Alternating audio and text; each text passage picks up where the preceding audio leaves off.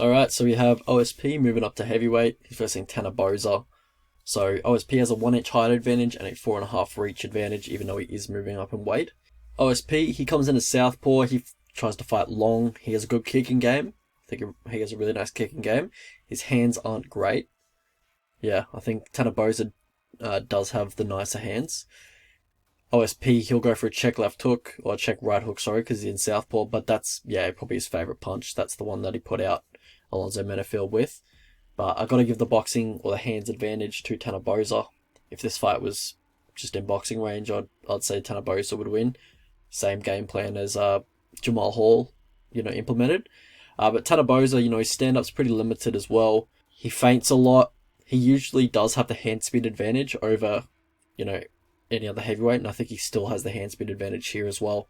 He's not super powerful for heavyweight, but mostly, gets by on speed and a volume and cardio, I guess. But yeah, he looks to feint his way in. He looks to feint his way in, throw an overhand right, switch stance to close distance, and then throw an overhand left.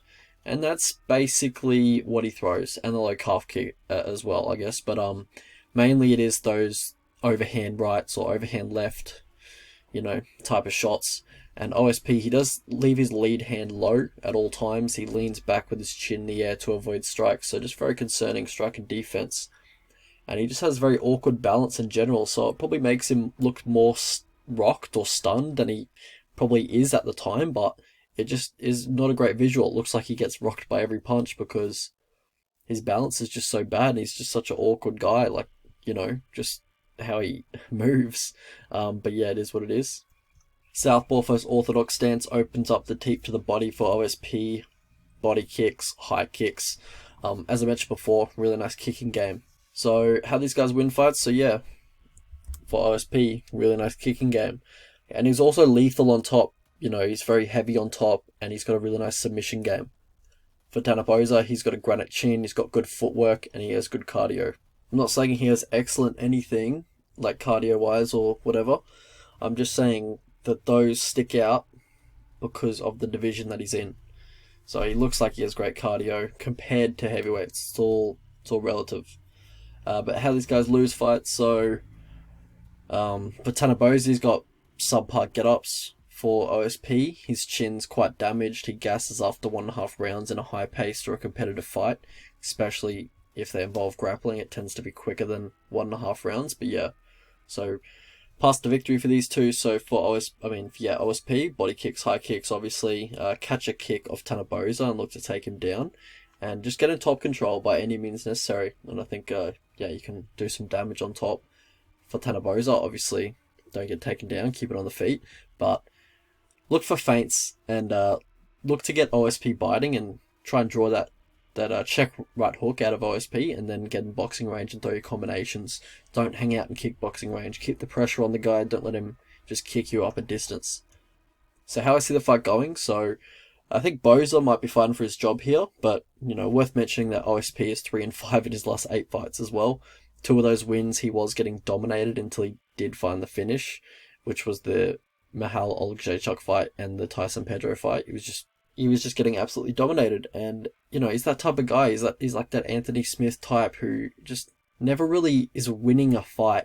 It just kind of pulls off the finish, and you really don't want to bet against them, but you really want to bet against them, but they just end up burning you a lot of the time. But you never want to bet on them really, because on paper they really shouldn't win too many fights, and it's kind of like you're kind of relying on a magic really, with guys like Anthony Smith and OSP. You're relying on the opponent to beat themselves, more than guys like OSP and Anthony Smith to win the fight, because obviously they're always dangerous, but any smart fighter should be able to beat these guys. Like they're just not good, and that's why they lose minutes, they lose rounds, and they pull out these finishes, and that keeps them in the UFC. But really should be beating guys like this. But yeah, I feel like Tanner Boser does have the big speed advantage. He generally likes to fight at kickboxing range, but he's just way too basic on the feet for my liking, for me to be too high on the guy. If OSP's chin wasn't like literal glass, I think I'd favour him here, but it is, so I don't. And, Boser does fight at the range that OSP likes, and the open stance is going to be a big factor here. So OSP is probably going to be blasting roundhouse kicks. OSP could go the wrestling route here, but in that type of fight, when he does wrestle, or proactively wrestle and wrestle hard, he gasses after one round. Like, example, most recently was the Krylov fight, wrestled really hard in the first round and then gassed immediately.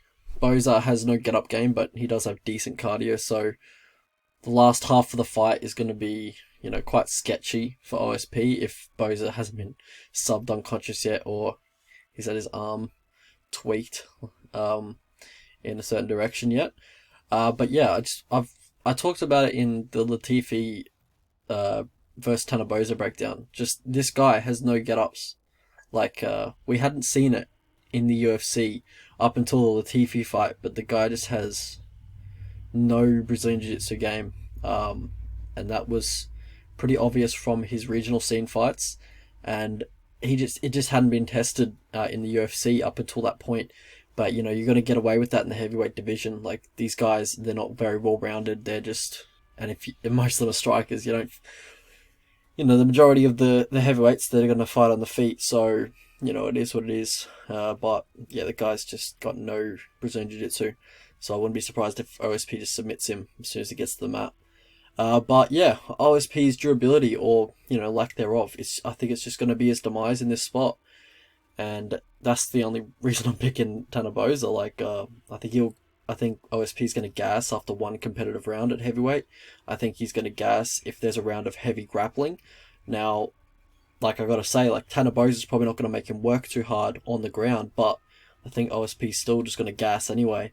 And I haven't even got started about OSP's chin. Like, it's glass. Like, I don't know how no one's put him out recently. Well, I guess they have, but he should be getting put out every fight. Like, the dude's, you touch him and he does a chicken dance. But yeah, it's just, I think Boser wins, but it's by literally just being less withered. I don't think, it's a bad fight, and you can probably imagine my lack of enthusiasm, just the way I've been, breaking it down. But yeah, it is, it's just probably going to be a really ugly fight, and yeah, it's whatever. But yeah, we'll have a look at the betting lines. So we're using fightodds.io because fuck best fight odds now, as they sold out completely. But yeah, this website's not great either. If anyone's got a better one, because this one just like moves all the time, which is annoying. I don't know why that's a feature, but if anyone knows how to turn that moving feature off, but also take away a lot of these books that no one uses, like Cloudbear or SIA, I don't even know these books. But if anyone knows how to do that on this website, maybe I could use it going forward, but right now it's being a little annoying for me at the moment. But yeah, I think Boser wins by TKO. Just favour him here. Obviously shit fight, but still money to be made. So Boser KO, I'm kind of hoping for like $3 odds or plus 200. Hopefully there is a good price on this one, because 14 of Boser's last 18 fights have gone the distance, so hoping people look at that and kind of juice the price up on Boser KO. But OSP, he's kill or be killed. Like, OSP's not gone the distance. But yeah, Boser as a dog maybe would interest me. Don't want to bet him as a favourite. He's just not good enough for me to bet him as a favourite. You're just kind of betting on OSP being absolutely shot there, and he probably is. So yeah, I guess. But also a live bet on Boser. If OSP's had a decent first round, I think Boser would take the last two with quite, a good clip. But yeah, obviously still money to be made in this fight, but it's just really bad fight, and it just doesn't interest me at all, honestly. But yeah, whatever. We'll go to the next one.